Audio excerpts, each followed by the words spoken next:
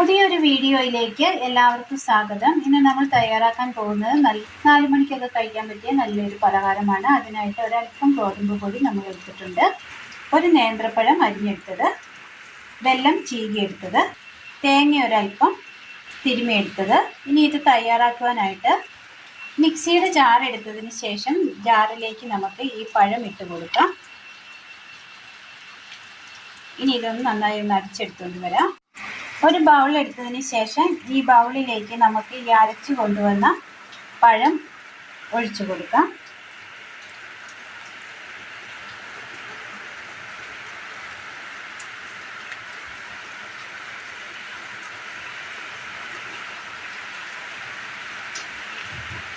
ഇനി ഇതിലേക്ക് നമുക്ക് ഗോതമ്പ് പൊടി ഇട്ട് കൊടുക്കാം.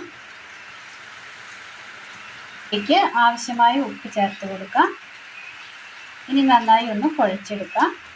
ഇത് നമ്മൾ നന്നായി ഒന്ന് കുഴച്ചെടുത്തിട്ടുണ്ട്. ഈ ചപ്പാത്തിക്കൊക്കെ കുഴയ്ക്കുന്ന പരുവത്തിന് നമ്മൾ കുഴച്ചെടുത്തിട്ടുണ്ട്. ഇനി ഇതൊരു 10 മിനിറ്റ് വരെ ഇരിക്കട്ടെ.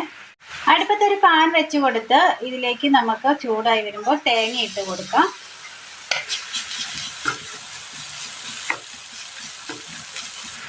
തേങ്ങയിലേക്ക് ഒരൽപ്പം ജീരകം കൂടി ഇട്ട് കൊടുക്കാം.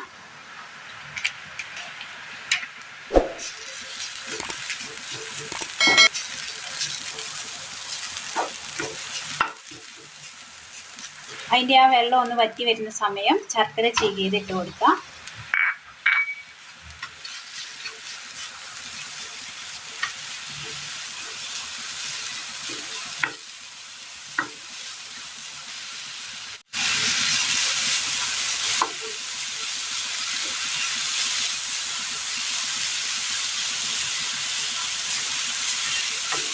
ആ ശർക്കര ഒന്ന് നന്നായിട്ടൊന്ന് ഉരുകി ആ തേങ്ങയിൽ ആ മധുരമൊക്കെ ഒന്ന് പിടിച്ച് കിട്ടിയിട്ടുണ്ട്. ഇനി നമുക്ക് തീ ഓഫ് ചെയ്യാം. ഈ മാവിൽ നിന്ന് ഒരൽപ്പം എടുത്തിട്ട് നമുക്കൊന്ന് പരത്തി കൊടുക്കാം.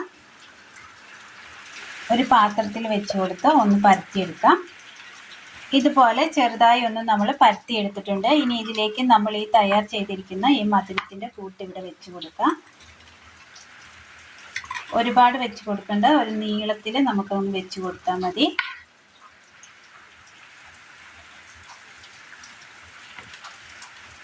ഇനി ഇതിനെ ഒന്ന് മടക്കി കൊടുക്കാം.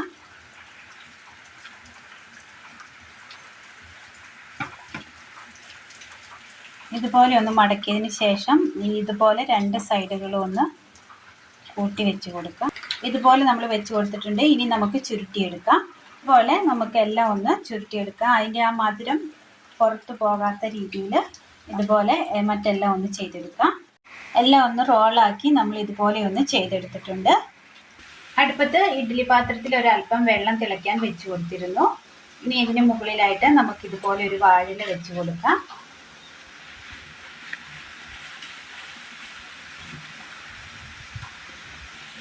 ഇനി ഈ വാഴയിലയ്ക്കുള്ളിലായിട്ട് ഇത് ഓരോന്ന് വെച്ച് കൊടുക്കാം. ഇതുപോലെ നമ്മൾ വെച്ച് കൊടുത്തിട്ടുണ്ട്.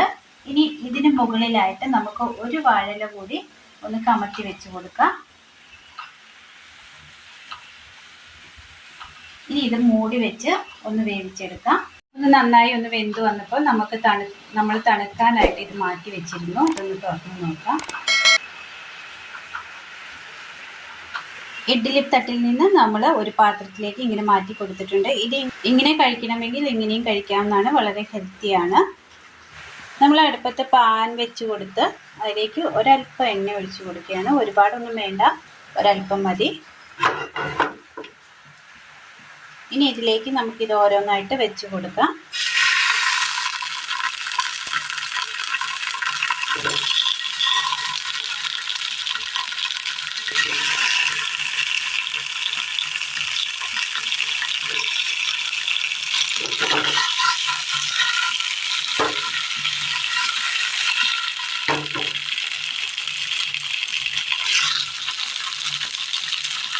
ഇത് എണ്ണയിൽ മുക്കി പൊരിക്കേണ്ട ആവശ്യമൊന്നുമില്ല. നമ്മൾ ഈ ആവിയിൽ വെച്ചെടുക്കുമ്പോൾ തന്നെ നമുക്ക് കഴിക്കാനാണ്. ഇച്ചിരി കൂടെ ടേസ്റ്റ് കൂടുവാൻ വേണ്ടിയാണ് നമ്മളിത് പൊടിഞ്ഞ് ചെയ്യുന്നത്.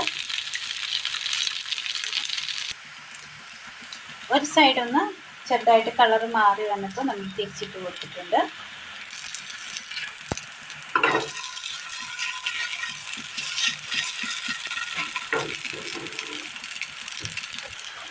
ഇനി നമുക്ക് ഒരു പാത്രത്തിലേക്ക് മാറ്റി കൊടുക്കാം.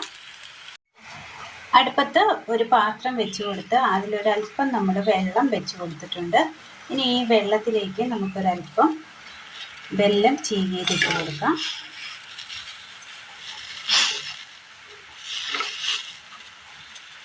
ഒന്ന് ഉരുക്കി വരട്ടെ.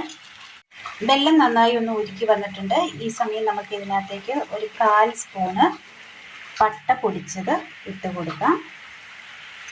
കറുവപ്പട്ട പൊടിച്ചതാണ്. തീ ഓഫ് ചെയ്യാം.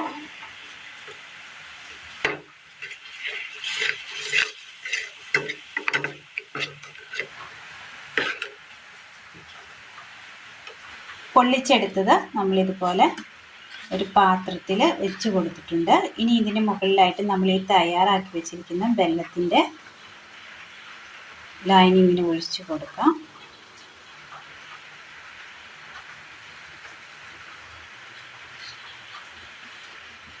ഈ മധുരം ഇഷ്ടപ്പെടുന്നവർക്കൊക്കെ ഇത് തീർച്ചയായിട്ടും ഇഷ്ടമാകും.